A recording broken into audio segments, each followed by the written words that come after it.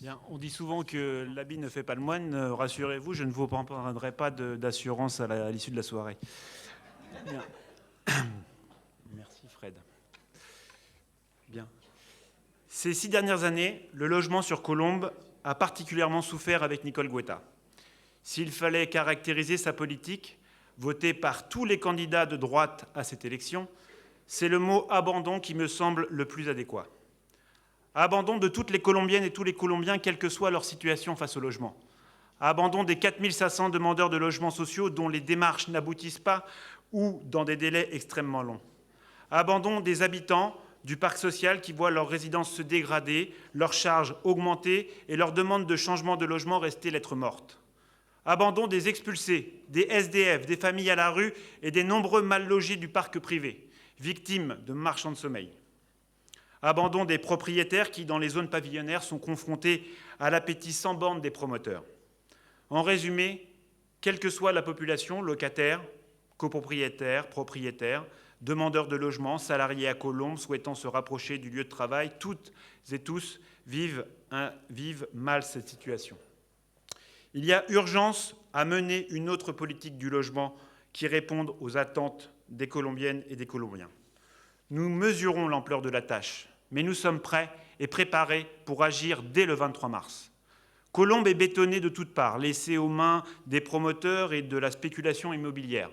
Des projets de construction qui ne sont pas destinés à tous les Colombiens, mais qui participent au changement de la population de la ville. Nicole Goueta, comme Patrick Balkany, à Levallois, n'a qu'un objectif, chasser les catégories populaires de la ville de Colombes. Ainsi, elle construit du neuf, à des prix inabordables pour la grande majorité de la population, et dans le même temps, des habitants de pavillons sont expropriés, obligés de quitter la ville car insuffisamment indemnisés. Les loyers des logements du parc privé sont de plus en plus prohibitifs, le nombre de demandeurs de logements sociaux s'accroît, le parc social se dégrade et les bâtiments sont pour la plupart de vrais passoires thermiques. Notre engagement est sans ambiguïté. Nous voulons que Colombes reste la ville du vivre ensemble, accessible à tous et permettre à chacun de jouir d'un cadre de vie agréable. Il ne s'agit pas ici de promesses, mais bien de se donner les moyens de répondre aux attentes et aux besoins des Colombiennes et Colombiens. Dès notre élection, nous commencerons par faire un état des lieux des programmes initiés par la précédente mandature. Lorsque cela sera possible, nous procéderons aux améliorations nécessaires. Nous nous engageons notamment à maintenir 33% de logements sociaux sur la ville. Colombes Habitat Public est un levier pour atteindre cet objectif. Ce sera un opérateur majeur que nous renforcerons. La préservation de ce patrimoine implique le refus catégorique de vendre nos logements sociaux, comme le préconise Madame Goueta. Développer le parc social est un enjeu important pour répondre aux 4500 demandeurs de logement. Pour autant, il n'est pas notre unique recours. Il faut ainsi améliorer le parcours résidentiel. J'ai personnellement rencontré une locataire d'un 3 pièces qui souhaite déménager dans un 2 pièces depuis plusieurs années et qui n'a reçu aucune proposition, alors que dans le même temps, d'autres souhaitent faire le chemin inverse et passer d'un logement devenu trop petit à un logement adapté à la taille de leur famille. Ainsi, nous faciliterons les procédures et accompagnerons plus précisément les demandes pour améliorer la rotation des logements et permettre à chacun d'accéder à un logement adapté à sa situation. La rénovation et l'amélioration des résidences du parc social, et particulièrement de celles de Colombes Habitat Public, est une priorité majeure. Elle doit être engagée en concertation avec les habitants et répondre aux enjeux écologiques. S'inscrire dans une démarche écologique positive permettra de réduire les charges des locataires tout en améliorant leur cadre de vie.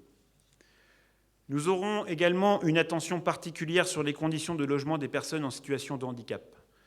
Toute citoyenne ou citoyen, qu'il soit à mobilité réduite, malentendant ou malvoyant, ou toute autre spécificité individuelle, a le droit d'accéder à un logement qui réponde à ses besoins. La gestion des demandes d'attribution de logement est en soi une véritable problématique. Trop souvent, nous entendons parler de passe-droit.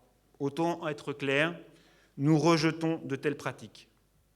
Transparence et équité de traitement seront les maîtres mots de notre politique d'attribution. L'anonymat des demandes, la mise en place de barèmes basés sur des critères objectifs, une commission d'attribution constituée de représentants de la majorité, de l'opposition et d'élus des amicales de locataires nous permettra d'y arriver.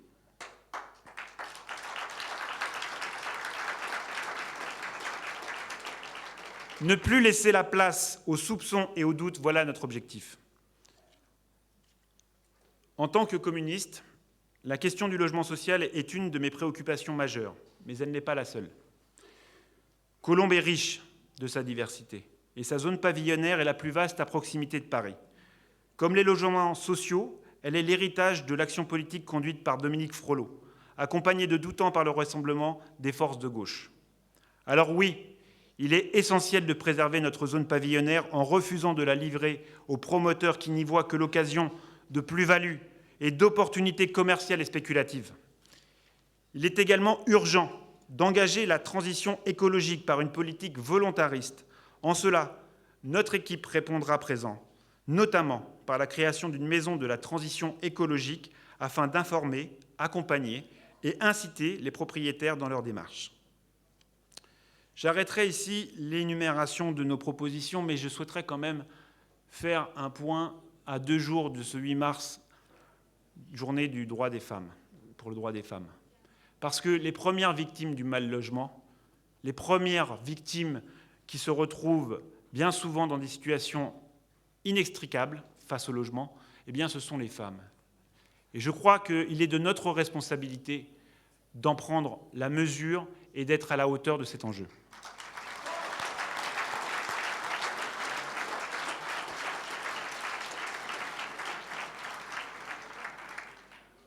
Alors j'aimerais toutefois conclure mon propos de ce soir, revenir sur une question qui est à mes yeux extrêmement importante, celle du bien vivre ensemble dans une ville qui inclut et qui n'exclut pas.